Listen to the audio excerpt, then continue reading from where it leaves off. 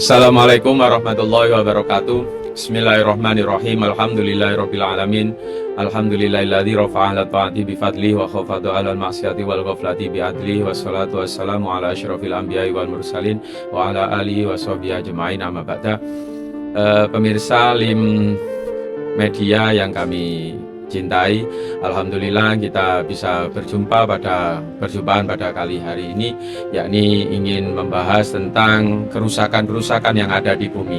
Kita tahu akhir-akhir ini telah terlewat di story kita, di beranda-beranda kita, dan juga dalam status-status yang kita baca di media sosial kita.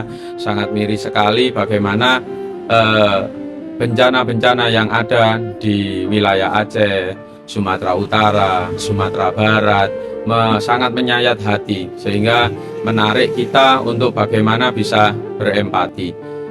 Banyak yang menyayangkan bagaimana bisa terjadi bencana yang tidak pernah kita bayangkan sebelumnya. Apakah nanti yang menyebabkan itu adalah kelalaian dari manusia sendiri, atau memang ini adalah peringatan dari alam. Bahwasanya telah disebutkan dalam surat Ar-Rum ayat 41, Dhaharul fasadu fil barri wal bahri bima kasabat aydin nas liyudhiqahum ba'dalladzi amilu la'allahum yarji'un. Jadi disebutkan dalam surat Ar-Rum ayat 41 itu telah difirmankan oleh Allah Subhanahu wa taala, tampaknya suatu kerusakan di muka bumi ini memang adalah karena tangan-tangan dari apa yang telah dilakukan oleh manusia. Jadi apa yang kita lihat potret pada hari-hari ini adalah bukti bahwasanya kelalaian kita sebagai khalifah di muka bumi ini, yang telah diberikan amanat oleh Allah untuk bagaimana bisa merawat jagat, merawat bumi ini. Sehingga dengan kelalaian-kelalaian itu, dampak yang kita terima adalah bencana-bencana yang sedang melanda saudara-saudara kita di wilayah Aceh, Sumatera Barat, dan Sumatera Utara itu. Dalam penggalan ayatan itu disebutkan bima kasabat aydin nas.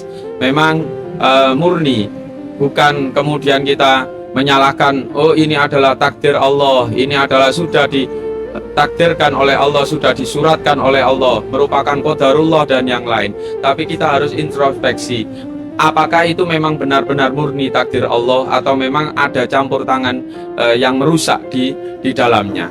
Tapi memang grand design dari Allah untuk adanya suatu bencana-bencana yang berada di muka bumi ini, tujuannya adalah liyudhiqahum ba'dalladzi amilu la'allahum yarji'un. Memang Allah ingin menampakkan, memperlihatkan kepada kita kesalahan dalam pengelolaan itu, yang sehingga tujuannya la'allahum yarji'un. Penggunaan kata la'alla di situ adalah untuk taroji, mudahnya segala sesuatu yang diimpikan, segala sesuatu yang diharapkan, yakni harapannya la'allahum yarji'un. Jadi irja, kembalinya kita kepada Allah Subhanahu wa taala, kembalinya kita sesuai dengan harkat dan juga bagaimana manusia itu diciptakan. Telah diingatkan oleh Allah Subhanahu wa taala bahwasanya kita tugasnya itu adalah sebagai khalifah. Dalam surat Al-Baqarah disebutkan, wa idz qala rabbuka lil malaikati inni ja'ilun fil ardi khalifah. Jadi grand design dari kita, diciptakannya manusia, diciptakannya Nabi Adam, itu bukan sebagai penghuni surga, tapi adalah sebagai khalifah di muka bumi. Sehingga terusan dari ayat itu, ketika awal Allah menciptakan manusia, malaikat tidak setuju. Malaikat merasa keberatan dengan apa yang akan diciptakan oleh Allah. Sehingga malaikat berkata, qalu ataj'alu fiha may yufsidu fiha wa yasfiku dima wa nahnu nusabbihu bihamdika wa nuqaddisu lak. Para malaikat berkata kepada Allah Subhanahu wa taala, ya Tuhan, ya Allah, apakah kurang kami yang selalu memulia-muliakan Engkau, yang selalu menyuci-nyucikan Engkau, yang selalu bertasbih kepada Engkau? Apakah Engkau akan membuat seorang makhluk yang kelak akan merusakkan bumi itu sendiri, yang kelak akan menumpahkan darah di dalamnya?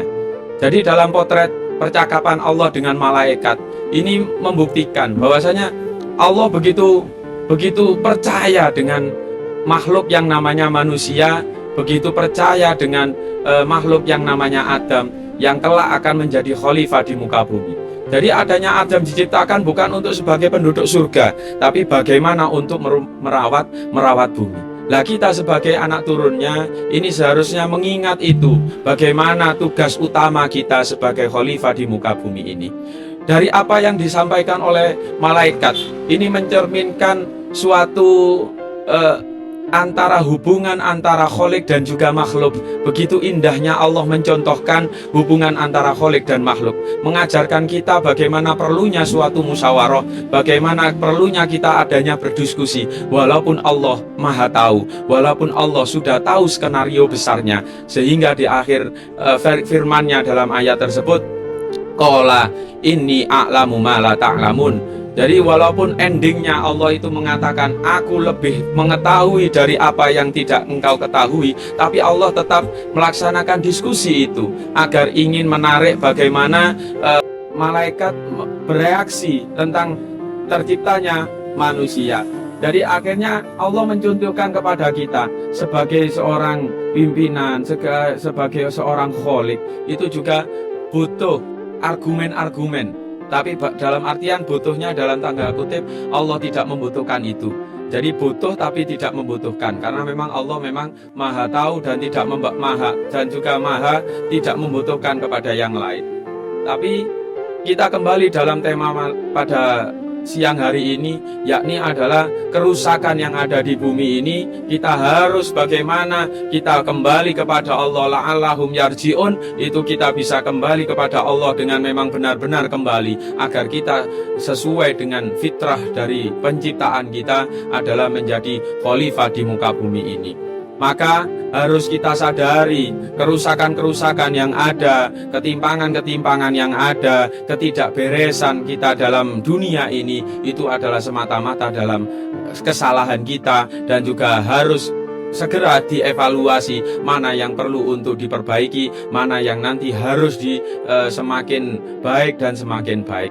Mungkin itu yang dapat kami sampaikan. Akhirul kalam dari kami, wallaha rabbi nasalu taufiqah li waliman kana lana sotiqah. Wassalamualaikum warahmatullahi wabarakatuh.